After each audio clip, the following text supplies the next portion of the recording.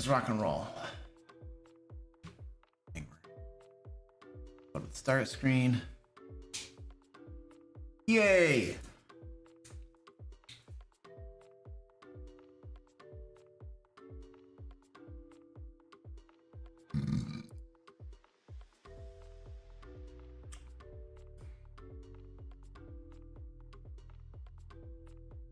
Ha! There it is. Hello, ladies and gentlemen. Welcome to the live stream.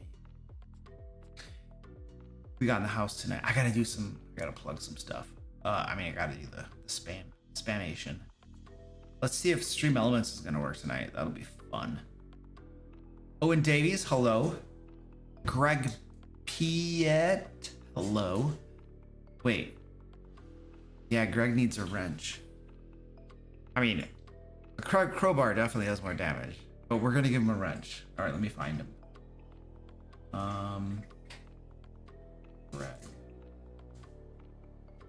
There we go.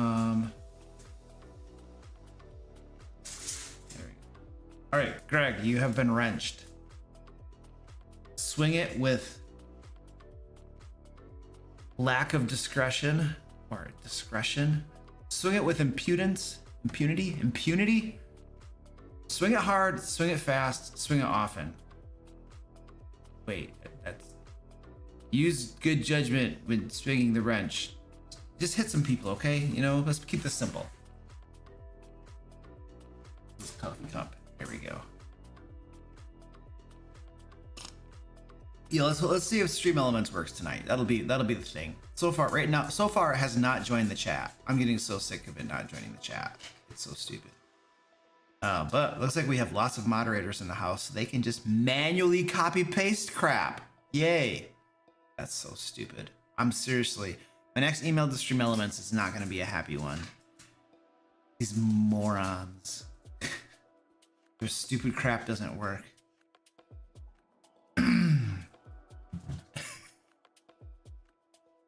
Hello. Minimalist Mindset, hello. I could hear him clearing out his barbarian voice. Let's just get that voice out of here. Are you running a campaign? I'm always running a campaign. I'm running a couple campaigns. That was the easy question. Let's get more questions like that. Dog is wandering around. She's ping-ponging off from stuff.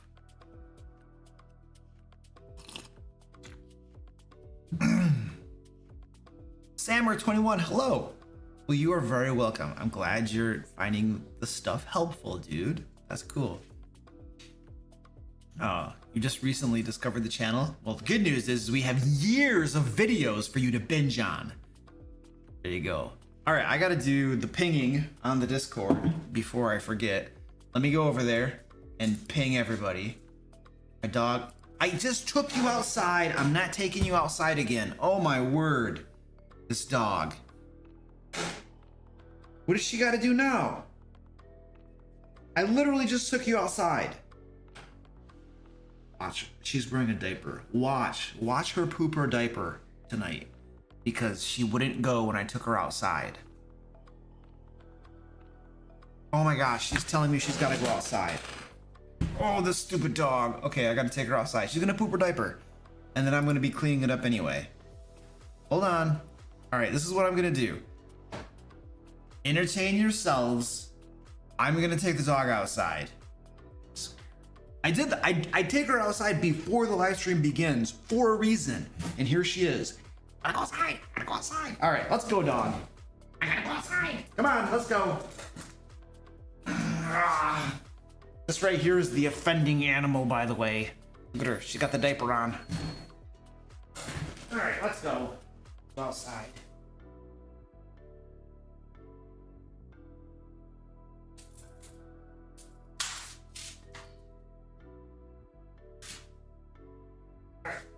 Come on.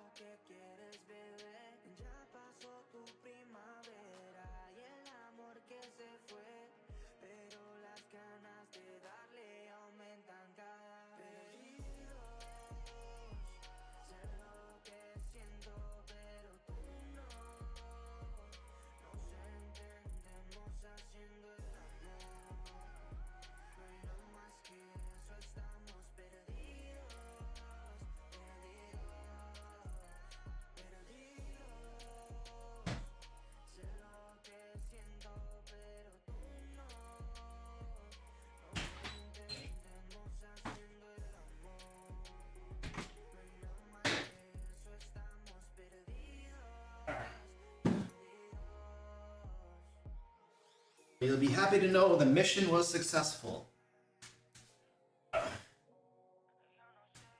There.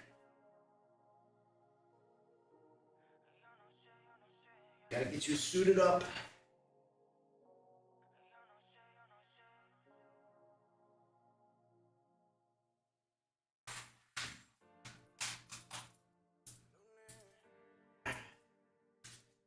Relax. Relax.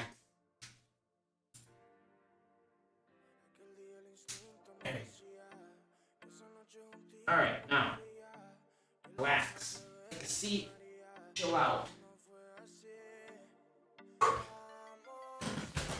Well, she pooped her drawers. Well, outside, so she didn't really poop her drawers. But she was going to. She totally was going to. So crisis avoided. All right, now I'm going to. Now I'm gonna spam my Discord. Let's go find that. Now I got a cat bothering me. At least the cat doesn't poop its drawers. Well, I didn't take the golden litter box. That's what they're supposed to do. All right, let's see. Videos and stream. There we go. All right. It's live stream time. And the dog already pooped. So we should be good to go. Context. People will be like, what is he talking about? Woo! Come with your questions. I will make up my best answers. There we go.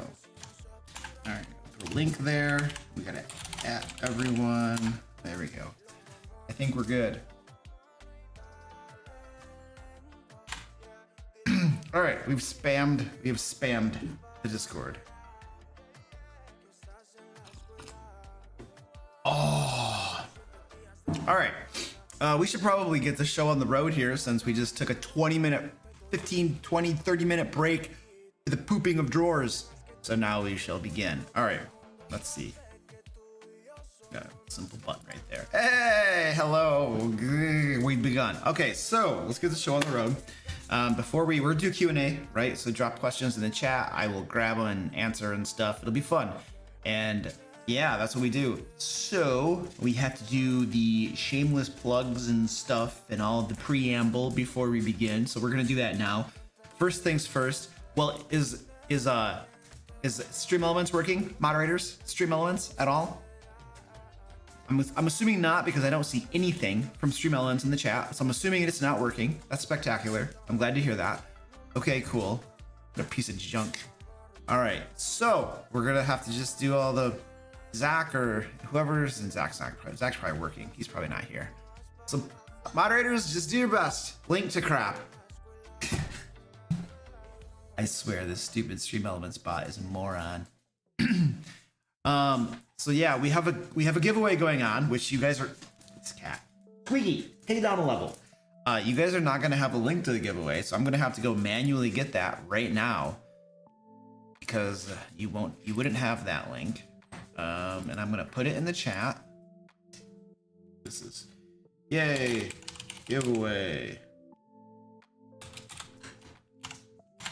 Okay, I just put a link to the giveaway in the chat. Moderators, you're gonna want to like copy paste that sucker for later use. And because we are doing a giveaway tonight, you can win $50 store credit on the DM Lair store, where you can get lots of cool stuff like books. The hardcovers, by the way, the hardcovers were out of stock for a while. They are now in transit. They will be arriving, like these hardcovers and Into the Fae. They will be arriving toward the end of April, I think, at our warehouse. So you'll be able to get that stuff off the store. You'll be happy to know we ran out and reprints took a while. So yeah. And then we have other crap on the store too, like PDFs and Foundry packs and a bunches of cool stuff for Game Masters. So you can go get that giveaway. We'll draw the winners to the giveaway at the end of the stream tonight. And that's how we work it. I've only forgotten once ever to draw the winner of a giveaway. Just once. I still drew the winner. Oh, I got a floaty in my coffee. What is that? Is it a bubble? Oh, it's just a bubble. That's a bubble. All right, so we got the giveaway going on.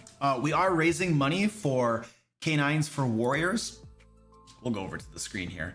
So these folks right here, Canines for Warriors, this is a charity. They support our veterans, folks who are suffering from like mental stuff, PTSD, just having a tough time with life after the stuff they went through in service to our country. These dudes right here, this charity, Canines for Warriors, helps give them service dogs. All right, that helps a ton. And there's tons of information on their website that talks about the benefit of a service dog for folks. You know, it helps with like suicide and just lots of other cool stuff. I'm sorry, that would be bad stuff, but it does cool stuff to help with that bad stuff. So we're trying to raise $500 for Canines for Warriors. We are currently at $35 out of 500. So somebody do some donations and help me make me not look like a bad fundraiser person and stuff. So anyway, we're trying to raise some money for these guys so we can get some service dogs to veterans who need their help. So if you want to donate, please do so. It'll be through tips, and I think we already have something in the chat. It looks like it. Yes, thank you, Meepy, where you can do the tips, and then it'll get our green bar to go higher and higher until we meet our goal. If you want to donate directly to them, you're welcome to do so as well. You don't got to send it to me. You can just go right to them and send them their money. That is absolutely wonderful as well. So anything that helps support this charity and our veterans is awesome. All right, so there we go. There's our charity for the night. And let's also do our we have a Kickstarter coming up. You guys know about our Kickstarter right here.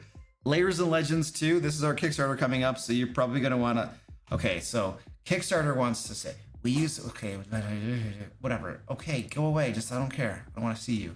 So Kickstarter is going to launch this Tuesday. Lairs Legends 2, it is the definitive 5th edition resource anthology. The bottom line is it's going to be crap tons of resources for game masters. One of these books, Lairs Legends 2, the one on the right, is, and we have alt covers. We have alt covers. I have a slideshow. I have a special slideshow. These are the alt covers, by the way. Lairs Legends 2, that entire book is going to be filled with adventures. It's going to be probably pushing 400 pages of adventures for 5th edition. Levels 1 to 20, over 30 adventures. This is probably enough adventures to last the average group a couple years or so, I would imagine. Um, that's the one book. And then the second book is going to have over 100 monsters. It's going to have puzzles. It's going to have traps. It's going to have encounters in it. It's going to have, what else has it got in that sucker? We have some rule sets that we're putting in there as well. I think it's got some other crap in there too. We're just stuffing this thing full of stuff for game masters. So that book is going to be pushing, that's going to be over 300 pages as well. So these are going to be two big beefy books, big, huge, beefy books for you guys. And here's the thing too. On day one, I got to show you the image for this. I'm going to show you, we have a, I don't even know if it's updated yet, but we have like a cool image that's pretty, that I'm going to show you guys. Where is this? This is going to be the Kickstarter page graphics. I don't know if these are updated yet. They probably are not. We're waiting on these to get updated for our final. Yeah, they're not updated yet. Still waiting on these guys to get updated, but hopefully that will be done very soon. Then I'm going to show you my monitor over here because this will help. It just helps illustrate it. Okay, so basically, early bakers or early backers, that's one of the things we're trying to get updated. Early backers, the first 24 hours, everyone who backs within the first 24 hours is going to get a special credit in the book. This is the only way to get your name in the book. If you back within the first 24 hours, you'll get your name in each of the two books. You will be like our, I don't know, we'll give you some sort of like title, you know, super backers or something cool, you know, to distinguish you.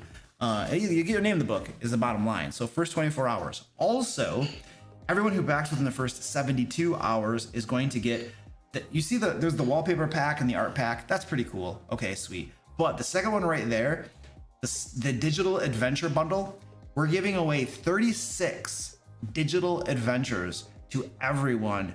Digital adventures, 36 of them to everyone who backs within the first 72 hours. That is huge. That is a crazy crap ton of content. And then you have a special pricing for select tiers. Essentially, the special pricing is for the alt covers. Like these two alt covers right here, you'll get special pricing on those. Not these are the regular covers. But we're giving you a discount on alt covers for those who want to get those as well. So the bottom line is that if you back early, you get whole crap loads of awesome stuff. All right, my dog's dinner is ready, so I'm gonna have to go get that. So that is our Kickstarter coming up. So there's a link down in, do we have a link in the chat somewhere? Do we have a link to the Kickstarter? Looks like we do. Okay, cool. And there's one in the description as well. So you can go follow that thing, get notified when it goes live, and get cool stuff. Yay. All right, now I have to get my dog's dinner. You're gonna watch me feed my dog. You're gonna watch her freak out. Oh, that's the cat cam. There's the dog cam. She's sitting there waiting for her food.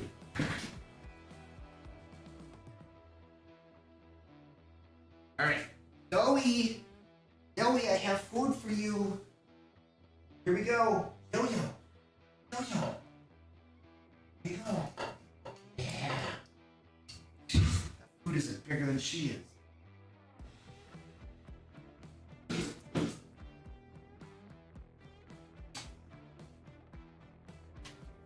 So we'll see if she actually eats it or if she wanders around. Half the time, she like sniffs it and is like, I don't want it, and she walks off. So she's gonna wander around the basement for about a half an hour before she goes back to the food. This is what she does. I don't understand it. So anyway, I don't know what she's doing. She's like, that food sucks. I'm gonna go look for different food. She does this every time. The cat, we got cats over here too. The cats are like, what is the dog doing? Just turning in circles, looking around. Oh, no, she found it again. All right, we'll see what happens.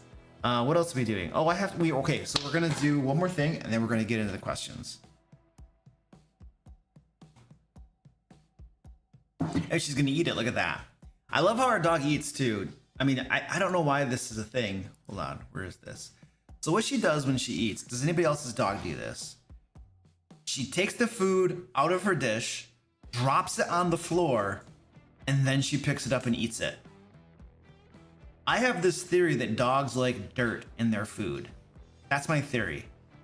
My other theory is that this is some sort of instinctive thing for when dogs would take down prey. Like if you have a pack of dogs that take down prey, right? Like let's pretend a pack of dogs takes down like, I don't know, a rabbit, okay?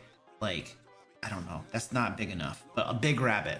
The dogs are gonna like, there's gonna be like 3 dogs around the rabbit, and each one of them is gonna like rip off a chunk of meat and then, you know, turn to the side so he gives other room to the other dogs to rip off their own meat. He chews the meat, eats it, and goes back, rips off some more, goes to the side. That's my other theory.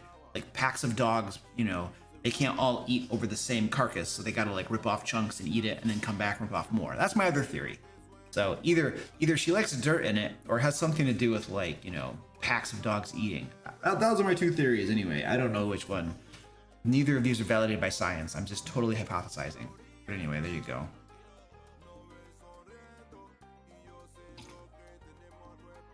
All right, so now we're gonna do patron shoutouts. All right, all the wonderful, awesome folks you see on screen right here are our patrons. They help support all the wonderful content we make, such as the live stream that you're watching right now, and all the videos and like the stupid dumb skits that I put in shorts to make fun of things like spells that are insanely overpowered that have no right to exist, and yet somehow it's in the game against all reason. Why in the world? But anyway, that's a rant that I do every Saturday in my shorts, pretty much. So anyway, these folks help support the content, so we're very deeply appreciative to them. We also have tons of free resources over on the dmlair.com that you guys can grab. Just like blog post after blog post after blog post of free information for you to help game masters. So these guys help support all of that stuff. So I'm very, very appreciative to all of our wonderful patrons. And then we have these folks right here, and they literally pay me a big fat bribe to get their names read out loud. These are the $25 and above patrons. They actually get a whole crop ton of content.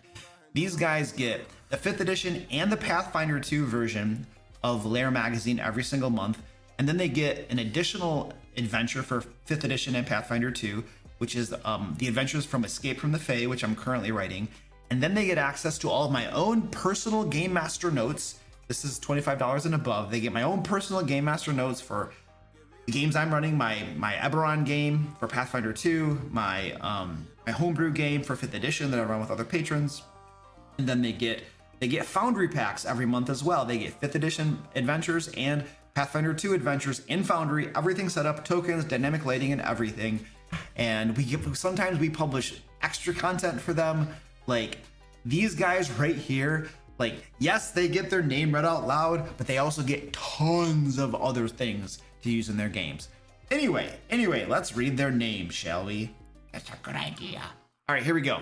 Aaron H, Agile M, Alex S, Alexander O, Elithana, Alan D, Amanda W, Ambers, Angelique K, Anton K, Art Soccer, Ashley A, Lucas, Beavis Khan, Beats and Spade, Ben B, Black Wolf, Bradley H, Brandon P, Brian D, Brian O, Brian the Lion, Brian J, Carl C, Caddick Wolf, Christian E, Christine B, Christopher G, Clay W, Colette H, Colin W, Connor D, Contrary Gravy, Corey A, Cordy H, Quan B, Derek T, Dazzled Up, David S, The Wolf, Dalen W, Dean B, Derek E, Dice Goblin Wannabe, Don D, Draxus, Dungeon of Terra, Ed R, Edward B, Edward L, and Frabo, and Dorian 72, Eric B, Philip H, Gabriel T, Gene A, Gene W, George E, George R, Greg P, Guapo, Gubin, GVTM Heart U, HLD Important, Aaron Cascade, Jackie Pizza, Jacob H, Jacob K, James L, Jeff J S, Jeremy W, Jerig, Jim P, Joanne P, Joel J, John, John A, John B, John D, John the Wicked, John Pinkanos, Jonathan F, Jonathan H, Jonathan S, Jonathan V, Jordan, Jordan A, Jose B, Joseph H, Joseph W, Josh M, Josh S, Juan, Justin J, Kevin W, Killsaber K, Kirby, Laura L, Laser Letter Mage, Lionheart, Linda Loki, Lord H, Lieberclaw, something Bearclaw. Bear claws are awesome. Matlock, Macy S, Mama D, Marcel V, Marcus, Martin E, Master New, Matthew C, Meepy, Michael S, Michelangelo, Mika, J, Mirostal, Mitchell, No 20s, Mordakin, Morganth, Morve, Nicholas S, Nick H, Neerith, Nostromo, Old Man Mage, Oleg, Patrick D, Paul C, Got 2 Paul C's in the world. Imagine that. Paul S. Pathnick. That Paul was like, I don't want the C, I want the S. Thank you. Pathnick, Pivo, Porkchop Bacon, Puppet Master, Randall C, Randy B, Rebar, Renner C, Richard M, Robert C, Robin B, Roll for Combat, Roop L, Ross A, Ryan, Saul R, Sakura, Samantha J, Sarah J, Sarah P, Scott R. See, the Sarah's got it together. They're like, no, you got the J, I got the P. We're good.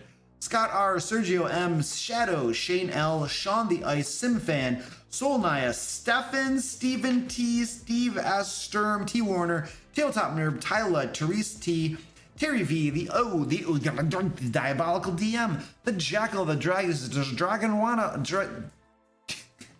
the Dice Dragon, the Fuzzle, the New Bad Ombre, Thomas F, Thor J, TK, Tom B, Tom T, Travels T, Trinity S, Tyler D, Tyler R, Valagor, Victoria Q, Vladimir S, Vol Hoffelez, Wesley K, William C, XX Redrum, Zombie Trami. Rawr. All right, there we go. Done. Go get this stuff. Wee. All right. All right, questions. Let's do this. All right, I'm gonna go back in time. I saw some questions up here.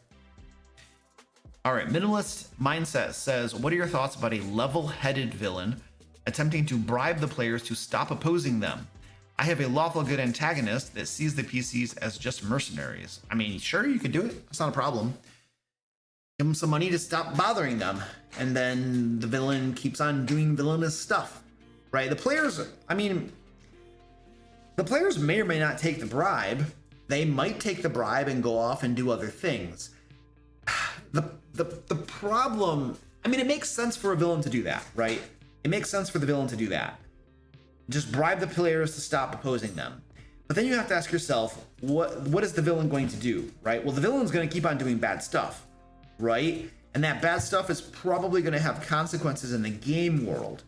So then bad stuff happens in the game world and the players are like, oh crap, we took the bribe. We shouldn't have taken the bribe. And they go take care of the villain, right? And then that'll never work again, right? That any other future villain, the players are that tried to bribe the players are going to be like, okay, we took a bribe once, it didn't work.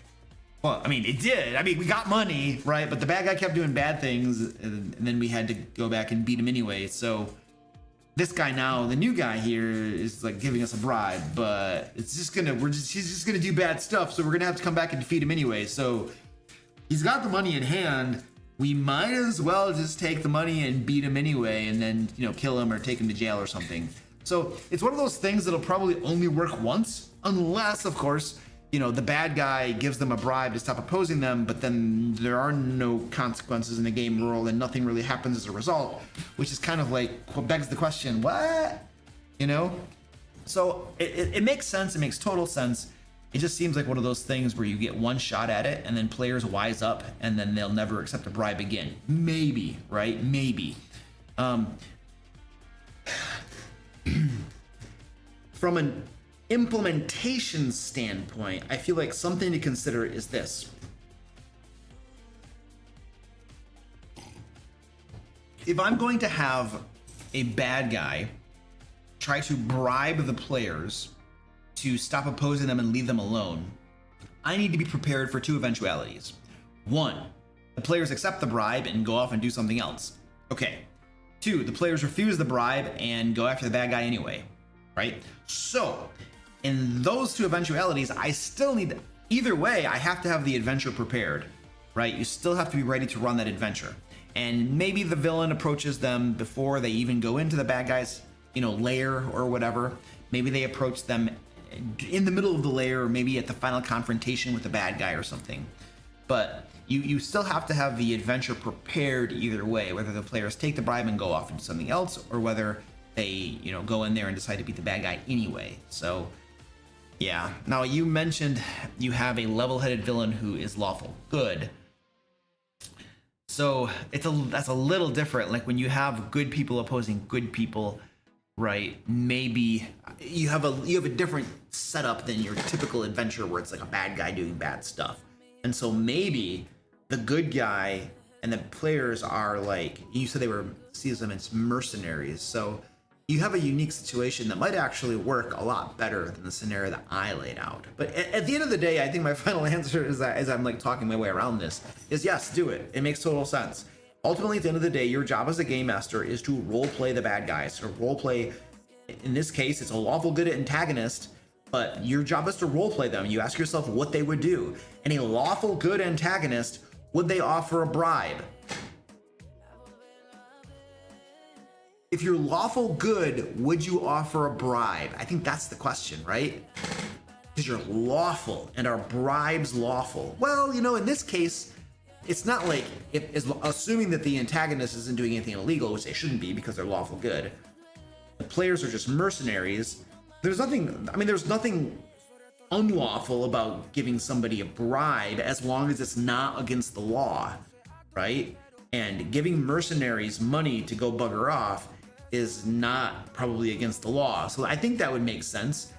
You know, and a lawful good person is probably not going to want to, like, you know, harm the mercenaries, the characters, or send assassins after them because they're lawful good. So at that point, what is the lawful good person? What resources do they have at their disposal? They could probably bribe them, pay them off, or they could bring legal action against them. That's another thing to think about too, that a lawful good antagonist will use the law to their benefit, right? As long as it's lawful, they can get a barrister, a lawyer to help them, you know, take legal charges or something against the mercenaries. They might get a private investigator to dredge up dirt on the characters. I mean, they're mercenaries. They've probably done some bad things. Get a private investigator to get some dirt on them, and then present that to, you know, the city officials and stuff, and get them in legal trouble. So there are some interesting things that a lawful good antagonist could certainly do that you don't typically see in your standard, you know, like D&D game. So there are some interesting possibilities there, right? So yeah, I think all of those things are cool things you can do, right? That will make your game probably stand out a little bit from standard, you know, dungeon crawly type thing that a lot of groups run. So yeah, I mean, you got some good stuff going on there. And some possibilities. You want to come up here? Come on. Come on, get up here. Let's go. Squeaky. Let's go. Don't stare at me. He doesn't want to come up here. He's bothering me. Usually he jumps up here. He just wants to bother me today. All right, I got that one. I'm scanning for some more questions. Any opinion on Tales from the Yawning Portal? It's hit and miss. You want me to go through? So Sastabelli, I will go through my thoughts on Tales from the Yawning Portal for you. Gosh, I got the book buried. The book is buried somewhere because I'm changing out my bookcase. Gosh,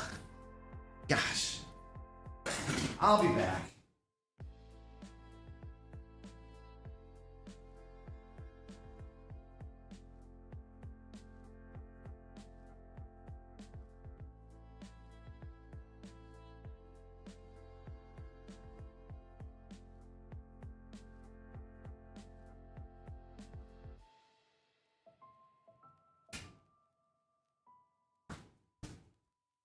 Okay, I found it.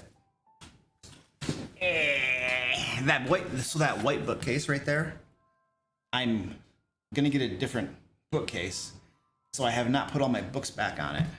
So Tales from the Yawning Portal. I'm just gonna go through the table of contents, and I'm gonna touch on all the adventures. I'm gonna mention them and tell you what my opinions are on them. I've run a lot of them, and I've read the other ones mostly.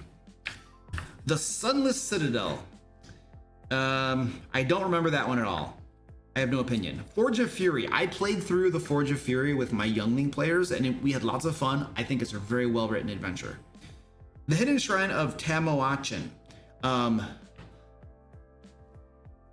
don't know how you actually run that adventure.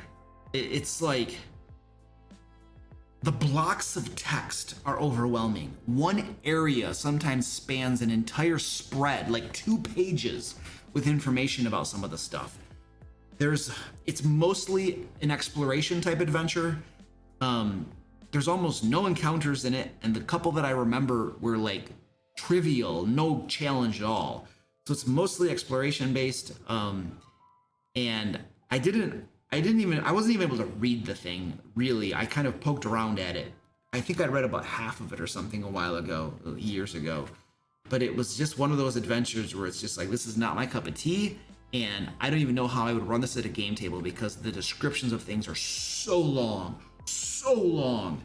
So it's like, it's one of those things that's probably better as a story, if that's the type of story you like to read, but it was, so the blocks of text were so lengthy, I don't know how I would run that at a game table.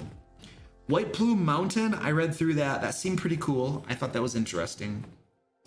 Dead and Thay. So Dead and Thay, I did not read through the whole thing, but the parts I did read through seemed pretty cool to me. So I think that would probably be pretty fun. It's a big, long, massive, beefy, like it seems like it's a dungeon crawl, except that it seems like there are different factions and groups in there. So I bet you find lots of interaction between them and among them would be my guess. But it seemed interesting to me. Against the Giants,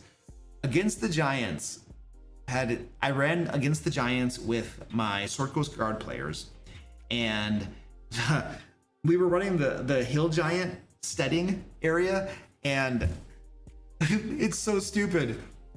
The map, let me find the map for this. This is horrible game design. Let me show you what happened here. So, okay.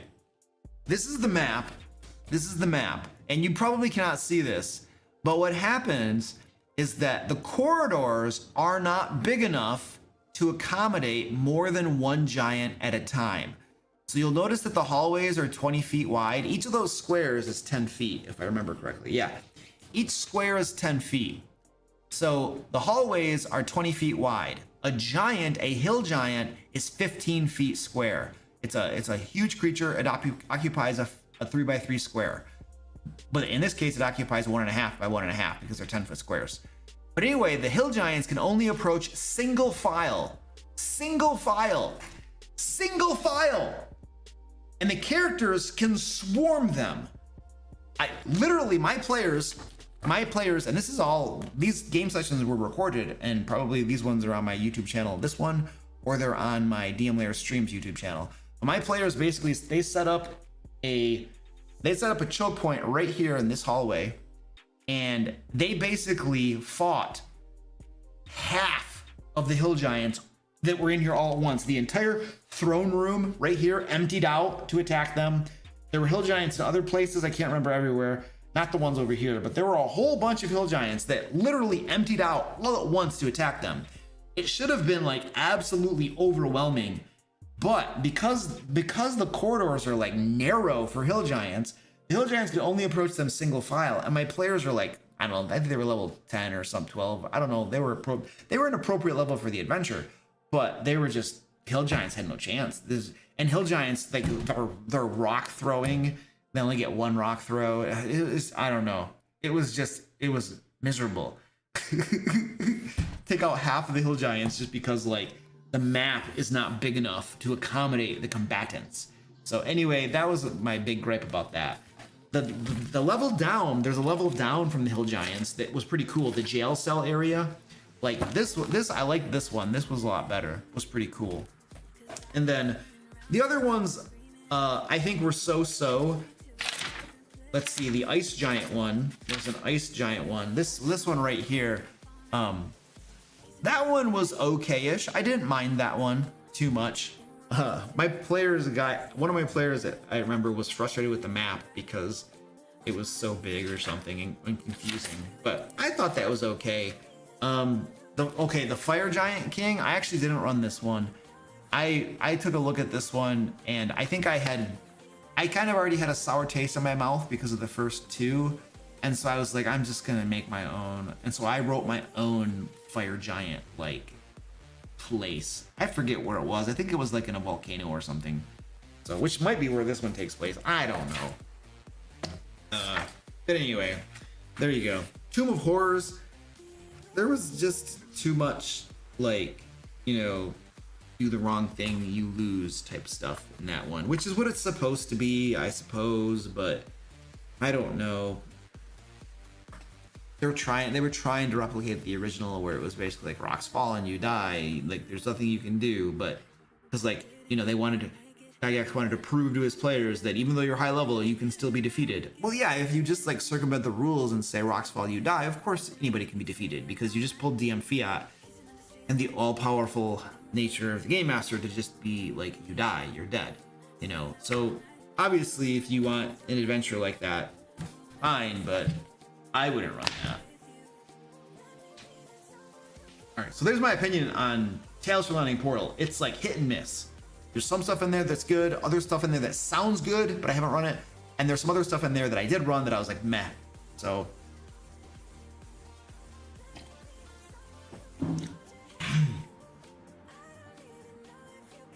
All right. I'm way back in time here, but I'm answering questions as I see them. Memex says you've got a big question. You put it in 3 parts. Oh my gosh. All right, we're gonna hit 3 parts. Let's go, baby. I'm new to the world of D&D, and in my friend group got the role as DM. Now I've got the DOSI set to begin with. DOSI. I don't know what the heck that is. I'm gonna have to Google that. D&D DOSI. What the heck does that mean? Dragons of Stormwreck Isle, it looks like. Okay, cool. Which I've never read or anything. I don't own it, so I don't even know what that is. I mean, I don't know anything about it. But I'm already inspired to make my own worlds, campaigns, and adventures. Okay, cool, gotcha. I'm with you. But I'm not really sure where or how to begin with making that campaign and first section. Do I begin with just a small town and a dungeon layer or 2 around it? Yes. The short answer is yes. The longer answer is, we literally 2 weeks ago, I released a video called Campaign Creation, and it goes through the steps of creating your own campaign. So you can go back and check that video out, and I go through the exact steps of how to, you start from 0, you want to make a campaign, what do I do? And I detail everything I do when making a campaign. And so that's what you can do. But to directly answer your question, yes, you begin with a small town and then a dungeon or a layer around it. That's exactly what you do. Exactly what you do. Do not develop the whole world before playing. You will be there developing the world for 2 years and you'll never play the game. So yeah. Part 3 of the question, or begin with some sort of small map for a region or nation. I mean, you can start with a map for like a region, just it's mostly empty. Maybe it has the geographical features on it, right? Forests and mountains and lakes, rivers, and you have a couple cities with names. That's it. That's all you know, right? You don't have to flesh out anything more. You just have cities and stuff, right? And then you have the town where the characters begin, and that's what you flesh out a bit more. And then a dungeon and some adventures nearby. That's all you need, right? But a regional map of some sort is super handy. And you for the different cities that are on that regional map, you might just jot down a couple important high level, pieces of information about them, because in the medieval world, like, news doesn't travel the way it does today, where we're like turn on the TV and you have news from all around the world. So when you're in a small town, like the information you know about things outside your town could be very limited, and it's restricted to what like a merchant might bring into town and tell you, or travelers, which there might not be that many of, who knows. And so information of surrounding areas farther away is limited in this sort of world, generally speaking. So you don't have to flesh out a whole lot of information because the players wouldn't have any way to figure it out necessarily. So yeah, but just start small, and then as they play, slowly expand the world and develop more about it. And you can, if you like world building, and this is what a lot of game masters love world building. What you do is you just start playing the campaign, and then offline, in between your game sessions, you keep fleshing out more about the world, right? Things that, if that's what you want, if you enjoy doing that, you just flesh out that town, flesh out that forest, what's in that forest, and that sort of thing, organizations and stuff. So, and we have a video on our channel called, that helps you with world building too. We have a few videos about world building, but one of them is called the Supreme Method of World Building. Supreme. It's an acronym. Each letter stands for a different word. I forget what you call that. But anyway, we got a video called the Supreme World Building Method that you can take a look at, and it walks through some ideas for world building as well, if you're interested in that. All right, there we go. Oh, Charlie Gardner says that cover art is crazy fantastic. I know. Oh, man. So Charlie's talking about the cover art for our upcoming Kickstarter, Lairs Legends 2. And I totally agree, dude. Like, that cover art is awesome. right? But I don't know, man. The alt covers just are so delicious. Man, so the artist is Brendan Lancaster. He did the cover art for both these books, standard books, and for the alt covers. And so Brendan Lancaster. And yes, that stuff is so stinking amazing. I want those on my shelf so bad. And by the way, folks, if you're just joining us, this is our next Kickstarter, Lairs Legends 2, that's launching this Tuesday, April 2nd. This Tuesday, April 2nd. And we're going to give you 2 big fat beefy books, which you're seeing on screen right now, filled with Game Master resources. The book on the right, Lairs and Legends 2, has over 30 adventures in it, spanning levels 1 to 20 that you can use in your games. And then Loot and Lore 2 has, so Lairs and Legends 2 is probably going to be close to 400 pages. Loot and Lore 2 will be over 300 pages. And Loot and Lore 2 has over 100 monsters in it. It has puzzles, it has traps, it has standalone encounters with maps, obviously. And then it has rule sets in it, and I think there's a couple other things that I'm forgetting to mention. But we've basically taken these 2 books and stuffed them full of Game Master resources for you that you can easily drag and drop into your ongoing campaign. So it's just really cool, awesome stuff, and I'm very excited to get this bad boy launched and start giving you guys this cool information. And I want these things on my shelf, man. Those all covers look so good. Oh, and we have first day backer, all first day backers are going to get their name in these books as well. They will get a special credit in each of these books. And that's the only way to get your name in the books, is to back on the very first day. So there should be a link down below in the chat or in the description where you can follow the project and then get notified when it launches. So you're definitely gonna want to do that so you get your name in this book. The other thing too is everyone who backs within the first 72 hours is gonna get 3 things. First of all, they're going to get a discount on these awesome alt covers. If you want to get the alt cover, you definitely want to back in the first 3 days because you're going to get a massive discount. And then the second thing you're going to get is a wallpaper and art pack. But the third thing is the crazy thing. We're going to give you 36 digital adventures from our backlog of adventures. Just a crap ton of adventures to use in your games. So you're gonna, if you within the first 3 days, if you pledge, you're just gonna get so much crazy content. So you definitely want to hit it up in the first 3 days. The first day, if you want to get your name in this book. So, very excited to get this thing launched. Next Tuesday, April 2nd, it's coming out. All right, I'll keep scrolling for. Oh, we have a giveaway going on too. Can we get a link in the chat for the giveaway? We're going to give away $50 DM Lair store credit. And we will draw the winner to the giveaway at the end of the live stream.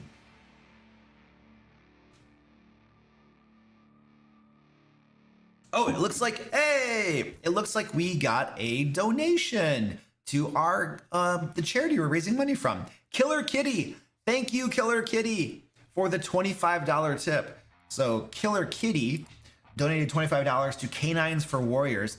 They help supply service dogs to veterans, and we're trying to raise $500 for them. So thank you so much, Killer Kitty. I appreciate that.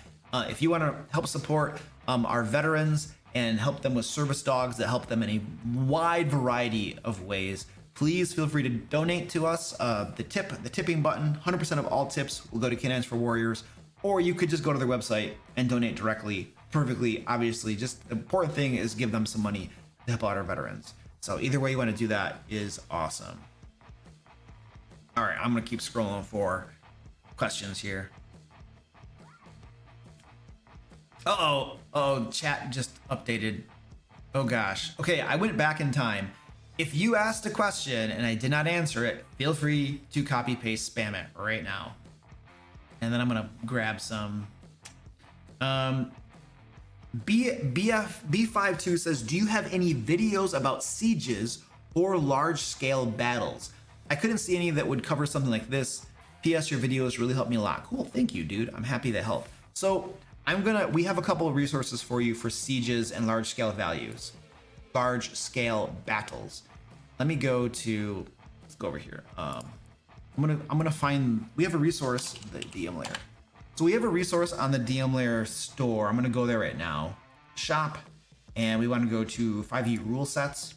So we have warfare, mass combat, and sieges. This resource right here is our If you want mechanics on how to do large scale battles, including combat, mass combat, and sieges, this resource right here is going to give you the mechanics you need. It's going to give you, I'm already signed up to our newsletter. Thank you. It's going to give you guidelines for running mass combat and sieges narratively. Also, it's going to give you rules for running them mechanically. And then it gives you a bunch of stat blocks to use. And here's the important thing. If you want to incorporate a rule set and mechanics for mass combat, you don't want a 200-page book because it'll take you a long time to read it and it'll take you even longer to explain it to your players. You're probably not even going to use the thing. Okay, it's too much rules for a niche mechanic that will only come up once in a while during a game. What you want is a lightweight rule set that you can quickly read, quickly explain to your friends, and use. And then the next time mass combat comes up, it's very easy for you to refresh your old memory and then use it again. You don't need a big book. You don't want a big book. And so that's what we did here. We tried to make this as lightweight as possible, something you can actually learn and use in your games. So if you want mechanics for mass combat, that's what you do.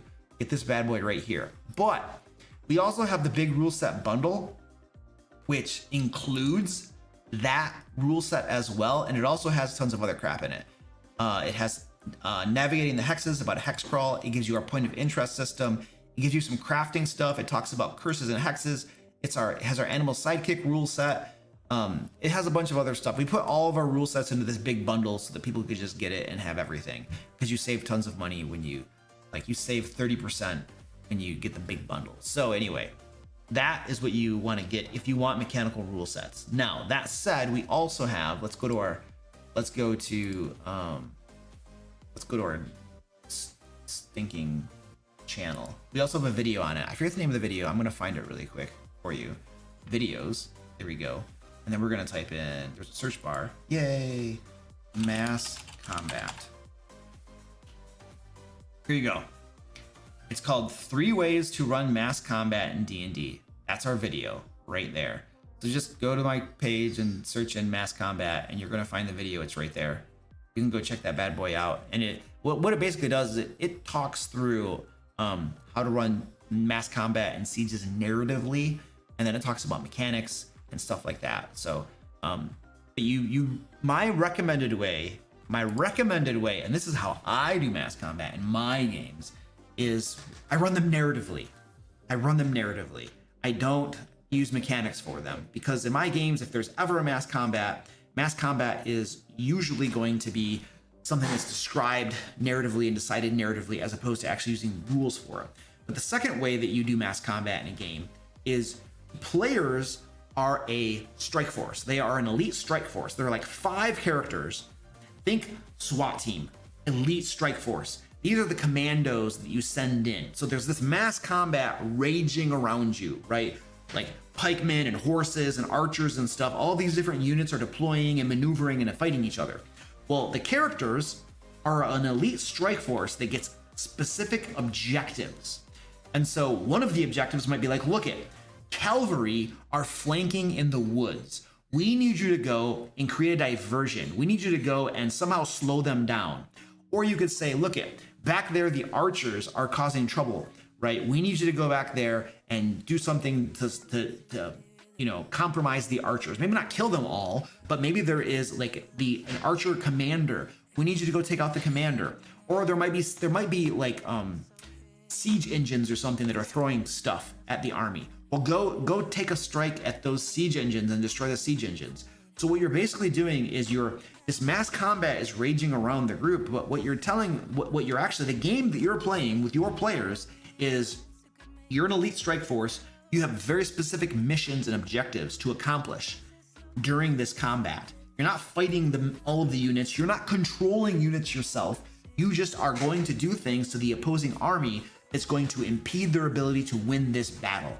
And then you're essentially running the same game of D&D or Pathfinder 2 or whatever that you normally would run, only you're going on these little missions and you have these objectives in the context of a larger combat. And it's the same thing for a siege, right? You do the same exact thing. So like, for instance, you got a castle, you got walls, there's a battering ram coming up to the gates. Okay, so the player's job is to stop the battering ram. So they go out to the sally port and then they attack the ogres who are pushing the battering ram. There you go. And then set the battering ram on fire. That is your mission. That's your objective. Stop the battering ram from pulling down the gates. Or again, there could be catapults. There could be trebuchets out there. You need to go out there. There are ice giants manning them. You need to defeat the ice giants and then sabotage the trebuchets so that they cannot be used. And you give them specific objectives. You're under siege. There's a commander. The commanders are like the ones, you know, keeping everything going. So you need to go out to the command tents, which are located here. You need to find the general and you need to assassinate the general. That is your job. Go out, do it at night so that you have a better chance of not being seen and being caught. And people are sleeping at night. So be careful though, because there are guards, but go out at night and then assassinate the general, take out the general. If you can do those three things, stop the catapult, stop the siege, stop the battering ram, stop the catapults, and then assassinate the general. That is enough to impede and demoralize the army so that they will withdraw and go back where they came. And so that is how my strongest recommendation is, if you want to run mass combat or sieges in your game, you do it that way. You treat the characters group, the players, as an elite strike force, and you give them specific objectives to do. They don't control units of troops or anything like that, right? That's not the game most people are playing when they're playing D&D, right? They got a small group of people, right? So anyway, those are my recommendations for mass combat and sieges.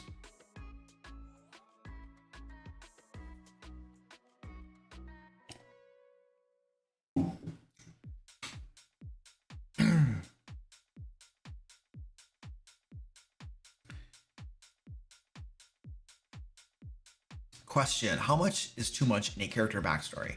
I've used your template before, but I'm not sure how significant a part your character has played in the world is too much in your games. So generally speaking, you want to have enough information in your character backstory to inform you as a player when you're role-playing your character. And you also want to have enough in there that your game master has hooks in it, right? Like the game master, there are things the game master can go into your backstory and then be like, oh, I can use this in the game, I can pull this out, and I can incorporate this into the ongoing campaign. So you want to have enough, there's got to be enough meat there that accomplishes those two purposes, right? Which is the purpose of making a backstory. It's for you, the player, but it's also for your game master. How much is too much? I don't know. I can tell you that I never want to get a backstory that's over 2 pages long, ever. Don't give me that much reading material, please. I got a lot of stuff to do to run the game for you. I really cannot parse through more than a couple pages of backstory. I can't do it. So please, two pages max. So more than that is going to be too much. You can be way more succinct than that. You don't have to tell me word for word. It doesn't have to be all in real time. You don't have to tell me it doesn't have to sound like a story where you're narrating in real time what your character is doing. Give me the highlights, give me the paraphrase, right? It summarizes the key points. You can totally do that. So if you want to write something that's crazy long, if you want to write your own little novella, write it for yourself. Give me, the game master, your paraphrased version that's under 2 pages. That's what I want. But you feel free to do it for yourself if you want to, because you like doing that. I don't have a problem with that, obviously. I just want the paraphrased version. So what was the rest of your question? Where did that go? Oh yeah. I'm not sure how significant a part of your character has played in the world is too much. Okay, so as far as your character being significant in the game world, they probably aren't very significant. They were a level 0 commoner up until not too long ago, and now they're a level 1 character. And so your character, in so much as their backstory is concerned, they might be like, if they were a nobleman or a woman, they might be somebody important in the game world. They might have occupied like an important place in society, right? Like, you're a haberdasher and everybody's like, oh, these hats are the best, right? So maybe you had some place of prestige or something. But since you're a level 1 character, you should not be like super powerful and stuff. Like, you wouldn't expect a level 1 rogue to be a master assassin. So there needs to be like that measure of like, the power is not too high, even though your position of prestige or influence might be high. But I think, and this is what I would probably tell my players, is that your character probably isn't somebody very important in the game world. If you want him to be like the king of a country, I'm just gonna probably say no. That's not gonna work. Like if you want to make a character that's the king of a nation, that's fine, but make a different one to play in this game. So I would probably, because if they end up being too important in the game world, like they're the king, well then you have to be like, well then why is the king going on their own adventures, and why don't they just send powerful adventurers and pay for them to do it, right? And if you're like a powerful, wealthy nobleman, why are you going on adventures? Why? What is causing you? There are these questions come up, right? And then what's going to happen during gameplay is you're going to be like, well, let's pretend that your king does have a reason to go on adventures. Well, I'm the king going on adventures, so I have like all the gold I need to do what I want. So you run into problems, roleplay problems, because you've allowed the character to bring a king into the player to bring a king into the game, and now they have access to tons of money and wealth and influence and stuff, and then you're just like, how do I get them to not use all this?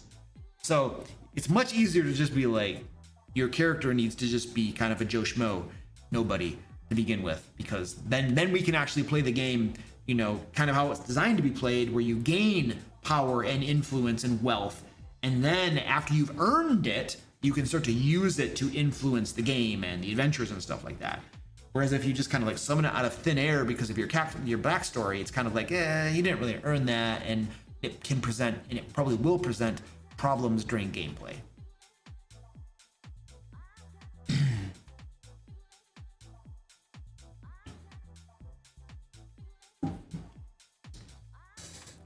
Question. We ended up having a headquarters for the PCs to take care of leveling up and other downtime stuff.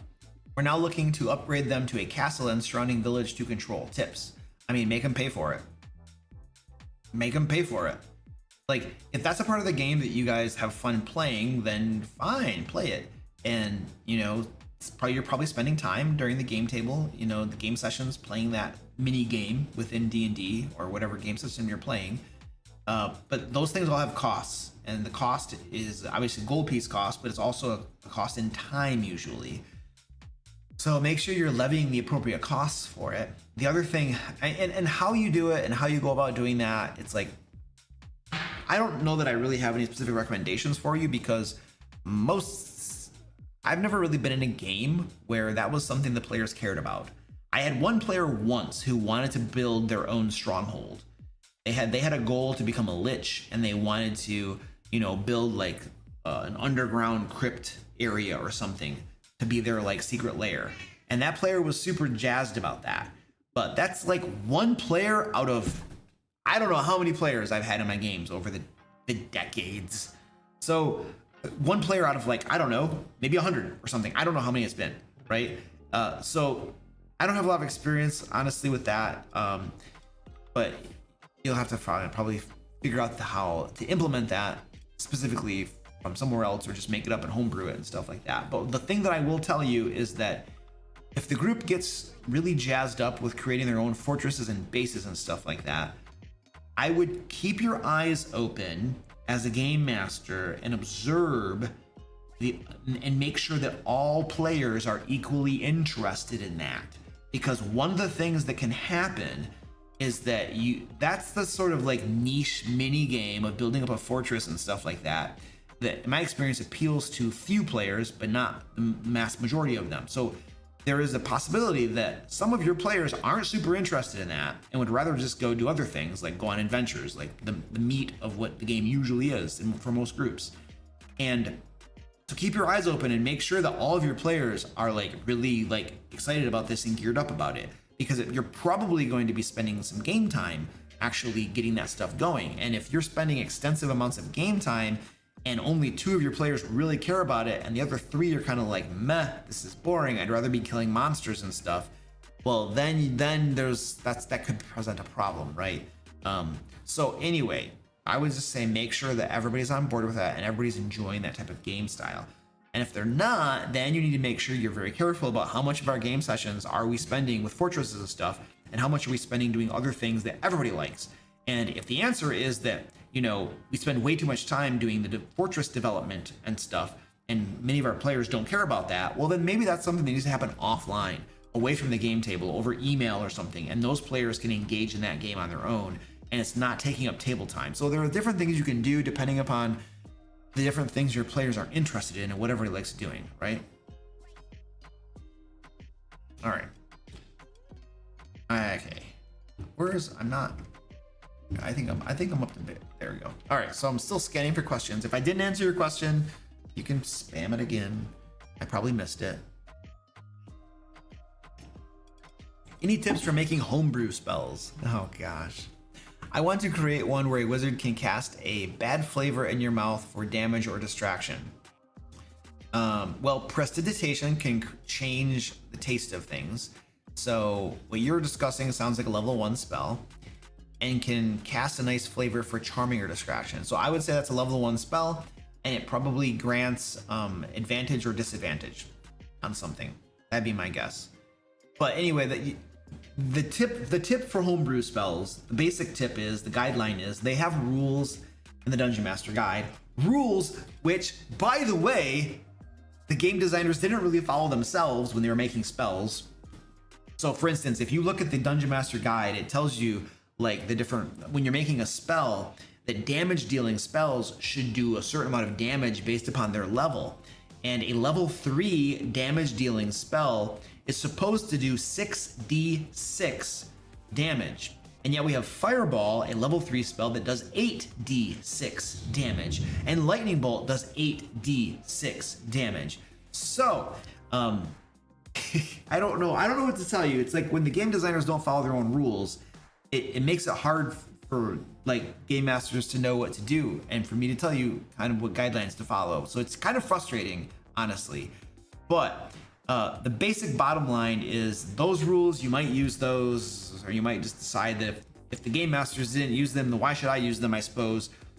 But the guideline that I generally go with when trying to determine spells and power levels and what level it should be and stuff is I look at existing spells that do stuff similar or have a similar power to whatever I have in mind, and then I try to base my spell and what my spell can do off from an existing spell when I'm trying to determine the level of power that it has, right?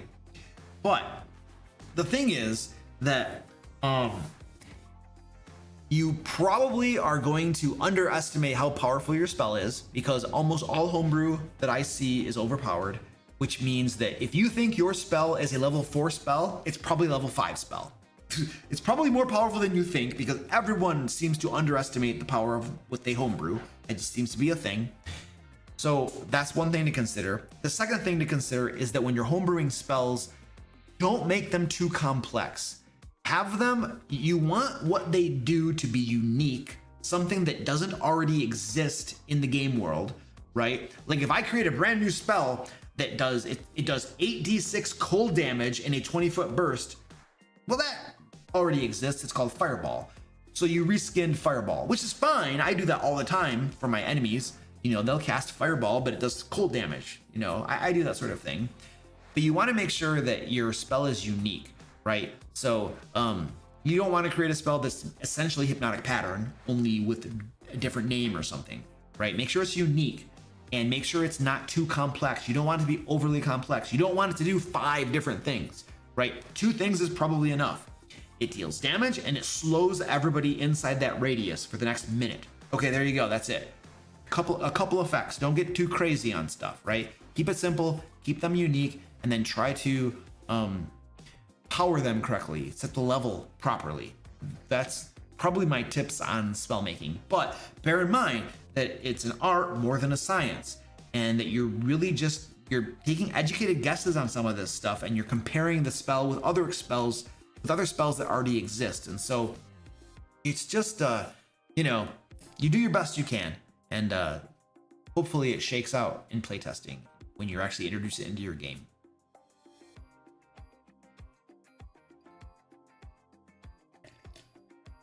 Okay, Lord Wise Wolf says, is there any chance of Into the Fae being an add-on for Lairs and Legends 2? Yes. So we're gonna have, for Lairs and Legends 2, I'll put the covers up here since we're talking about them. There's gonna be a whole bunch of different add-ons that you can get for this. You will be able to get Into the Fae as an add-on.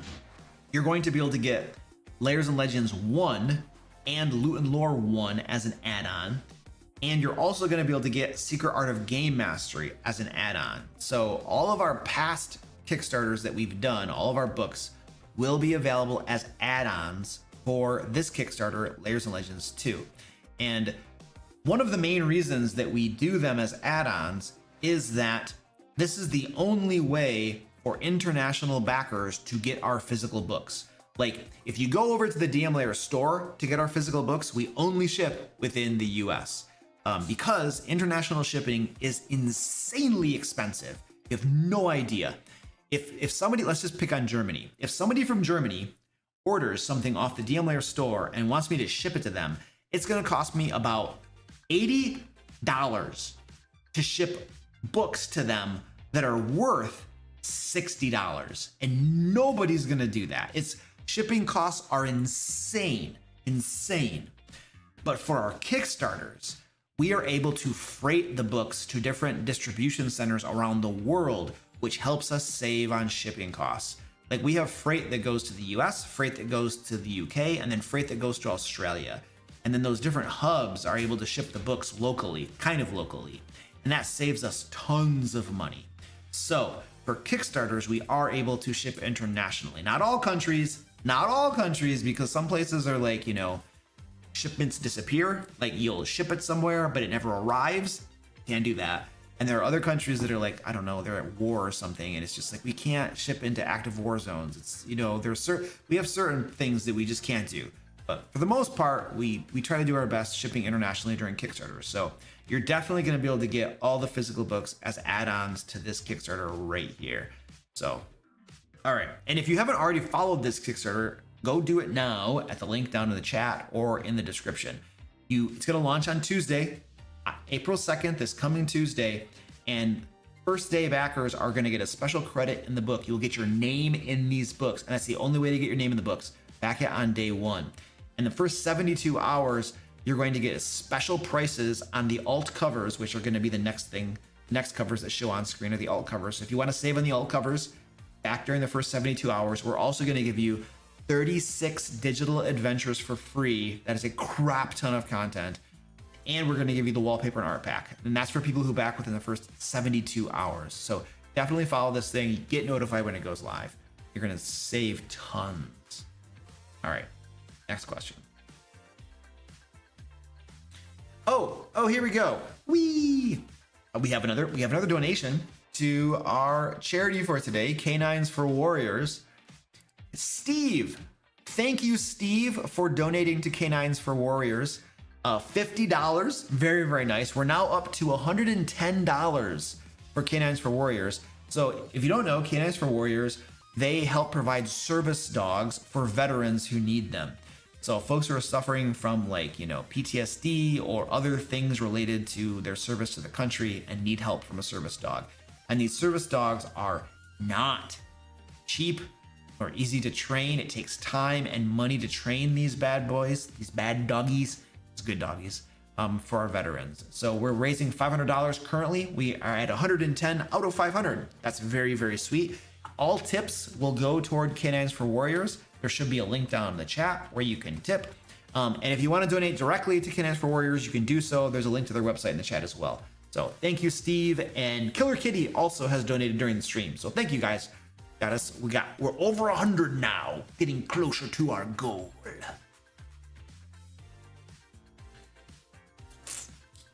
All right, I'm looking for questions. Oh, somebody else is asking a 3-part question. Oh my goodness.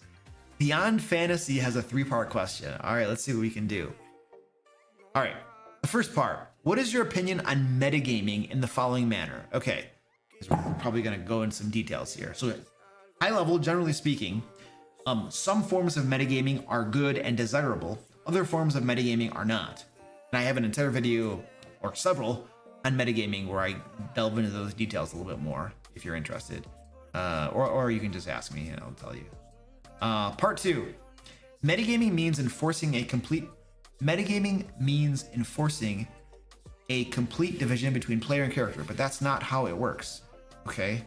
I don't know if I'm following that nor agreeing with that premise, but I think I got the gist. Question part 3. In other words, metagaming is how you play the game. DMing and being a player is how you play the game. The majority of it is metagaming. Okay. So far, we have not asked the question. Question part 4. What are your thoughts? The definition of metagaming, as I generally put it, is using out-of-character information in character. That's metagaming. Example. You are looking for a secret door, and you rolled a 3 on the die. You know as a player that your character did not find, if there is a secret door, your character did not find the secret door.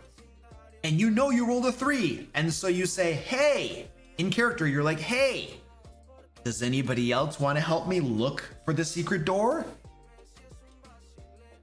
Because you know you rolled a 3, and that's the only reason you're asking for somebody else to look for the secret door, if there is one. That's metagaming. You're using out-of-character information, die roll result, in character by asking other characters to help you look for a secret door. I've seen this happen before. You know that if the person had rolled a 19 on the die, they would not be asking anybody to help them look for a secret door. It is 100% metagaming. That's one example. Another example, I once had a player cast a spell. They were inside a cave.